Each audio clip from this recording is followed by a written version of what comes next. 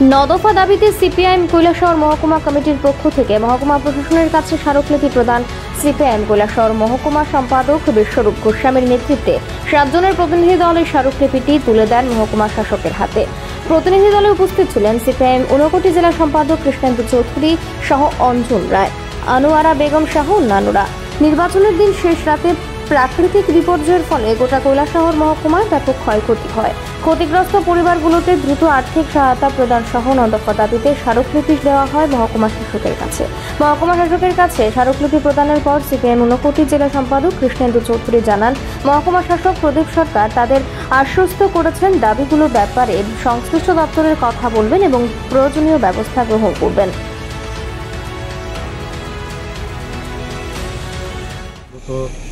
আমাদের পার্টি কৈলাসহর মার্ক্সবাদী communist party Kailashahar মহকুমা কমিটির উদ্দেশ্যে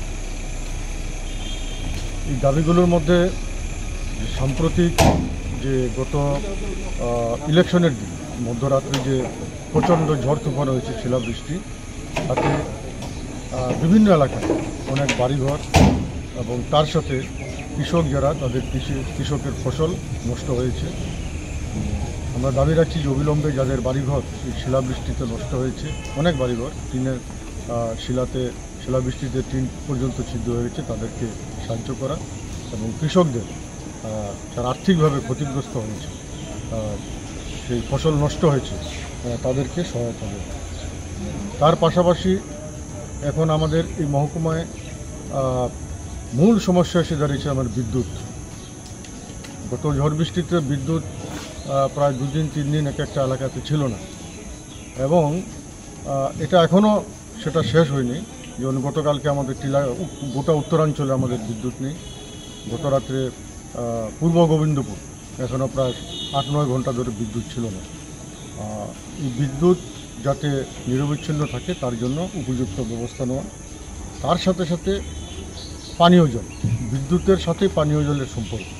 কিন্তু আগে যেটা ছিল, বিদ্যুৎ না থাকলেও DWS থেকে গাড়ি দিয়ে বিভিন্ন এলাকায় পানীয় জলের যে সমস্যা সমাধান করা। ইদানিংকালে সেই বিষয়টা DWS থেকে করা হচ্ছে না। বিদ্যুৎ নেই, অতএব ডিপ টিউবওয়েল চলছে না, পানীয় জলের সেখানে ব্যবস্থা করা হচ্ছে না। আমরা SDMকে দাবি রেখেছি যাতে সেটা এই পানীয় জলটা যাতে বিভিন্ন এলাকায় যখন এই সমস্যা হয়ে দাঁড়ায় সেটা নিশ্চয়তা দেওয়া।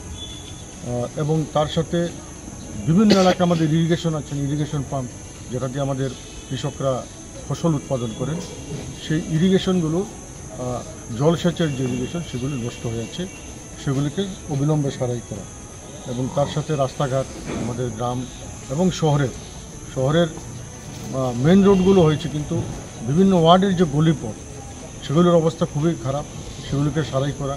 তার পাশাপাশি ড্রেন, এই আমাদের কৈলাসের আজকে যে বৃষ্টি হচ্ছে, বিভিন্ন ড্রেন ভর্তি হয়ে রাস্তায় নর্দমার জলগুলো রাস্তায় উঠছে, এটা হেঁটে মানুষকে পার হতে হচ্ছে। আমরা দাবি করছি এগুলিকে অবিলম্বে সারাই করা। এবং এই যে আমাদের বিশেষ করে ডাকবাংলার পর যে গোটা লক্ষ্মীপুর এলাকাটা, সেই ড্রেনের জন্য প্রায় 300 কারি জমি সেখানে জলের নিচে আছে, সেগুলিকে সারাই করার জন্য আমরা দাবি করেছি। আর সর্বশেষ যেটা আমরা দাবি করেছি, আমাদের পেট্রোল এবং ডিজেল, কিছুদিন আগে আসামের রাস্তা বন্ধ থাকে, যদিও আমাদের কৈলাসহরের তেমন হয়নি, কিন্তু গোটা রাজ্যে পেট্রোল এবং ডিজেল নিয়ে সেখানে সমস্যা হয়েছে। মানুষকে 16-17 ঘন্টা লাইনে দাঁড়াতে হয়েছে। সেই জায়গায় এই বর্ষার মরশুমে যাতে মজুত রাখা হয়, তার জন্য যাতে ব্যবস্থা করা হয়, তার জন্য পদক্ষেপ যাতে নেয়। সর্বশেষ যেটা আমরা বিদ্যাজ্যোতি, তো জানেন যে আমাদের রাজ্য সরকার নতুনভাবে বিদ্যাজ্যোতি স্কুল চালু করেছেন, ভালো কথা। কিন্তু এই বিদ্যাজ্যোতি স্কুল, যে স্কুলগুলিতে প্রতি বছর আমরা দেখেছি অনেক ছেলেমেয়েরা তাদের যে বার্ষিক যে টাকা দিতে হয়, সেই টাকা না দেওয়ার ফলে তারা অনেক স্কুল পর্যন্ত ছেড়ে দিয়েছে, কোনো পরিকাঠামো নেই। সেখানে এবার যেটা হয়েছে, প্রতিটা স্কুলের মাধ্যমিক এবং দ্বাদশ পরীক্ষার যে ফল শোচনীয়ভাবে খারাপ হয়েছে। আবার শহরের যে আমাদের স্কুলগুলো, আমাদের গ্রামের যে স্কুলগুলো, প্রতিটা স্কুলের সেখানে রেজাল্ট খারাপ হয়েছে।